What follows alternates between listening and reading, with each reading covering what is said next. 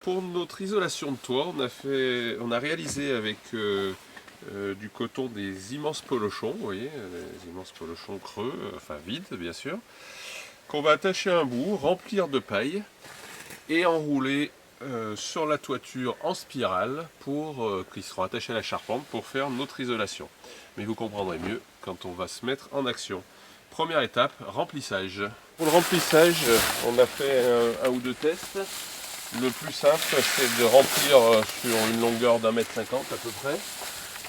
Et puis une fois qu'on a rempli 1,50 m, eh ben, on met le boudin en bas et on se sert de la force de gravitation pour faire descendre notre paille. Voilà, ben, on obtient un joli polochon qui contient, celui-ci fait 15 mètres, il contient une botte et demie de paille qu'on va fixer sur les perches en les attachant. Comme vous le voyez, on a commencé à attacher notre gros polochon géant. Et puis on va continuer à le faire tenir donc sur chaque perche. Et on va monter en spirale jusqu'au sommet.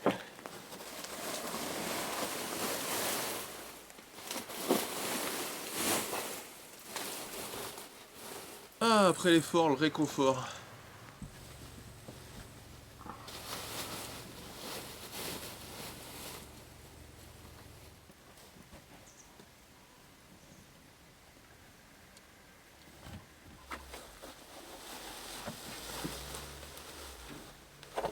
Avancé, on a mis quand même déjà 7 ou 8 rangs.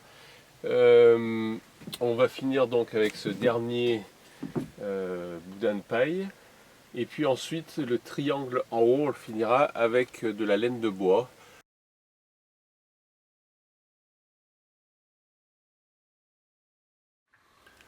Pour ceux qui voulaient savoir en fait comment était faite l'isolation du sol, donc vous vous rappelez qu'on a fait un caisson qui fait 24 cm d'épaisseur dans lequel on a mis donc de la ouate de cellulose et de la paille, et dessous on a un pare vapeur qui sert d'étanchéité qu'on a mis par dessous sur toute la surface.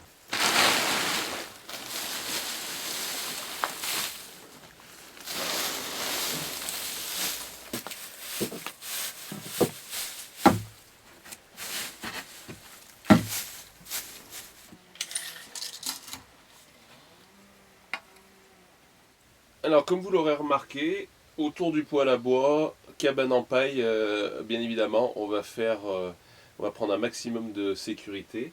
Donc on a fait un habillage pour la sortie de tuyau, le poêle sera posé ici.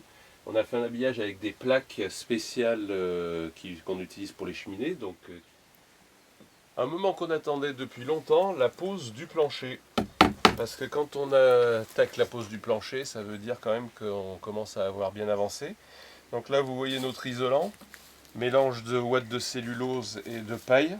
On peut mettre que de la paille. Et puis on pose notre plancher, donc c'est des planches brutes non rabotées. On les décale pour faire des joints croisés en les faisant reposer aux jonctions sur une poutre. Et vous voyez qu'on a mis aussi des cales pour récupérer notre niveau parfait de partout. Même si on n'était pas loin, mais il y a des endroits, il y a des petits écarts, donc voilà.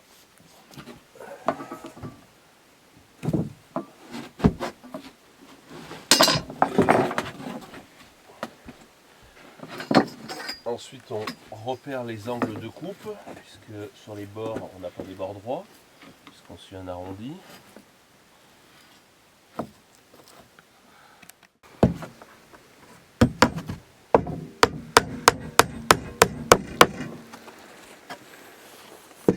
Dans ce coin-là, à l'extérieur, je vais faire en fait mes toilettes sèches, pour que les toilettes sèches ne soient pas à l'intérieur de la maisonnette, ce qui me paraît quand même plus sympathique.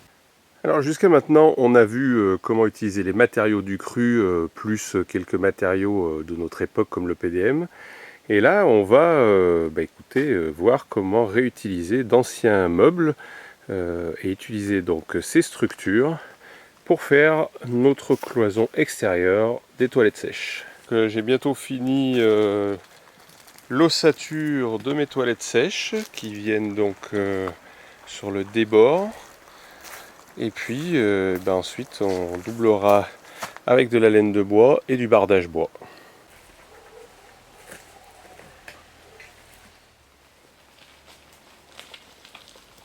Rien ne vaut un diable pour transporter les charges lourdes.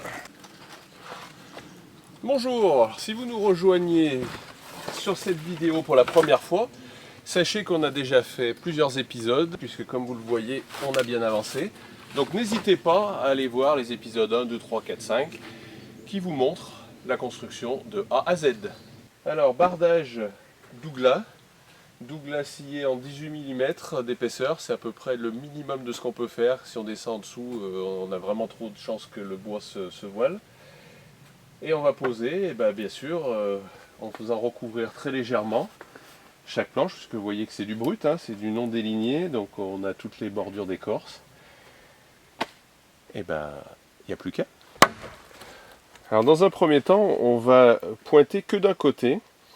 On mettra la deuxième pointe après, parce que comme le bois n'est pas totalement sec, si on pointe les deux côtés, on risque de faire fendre.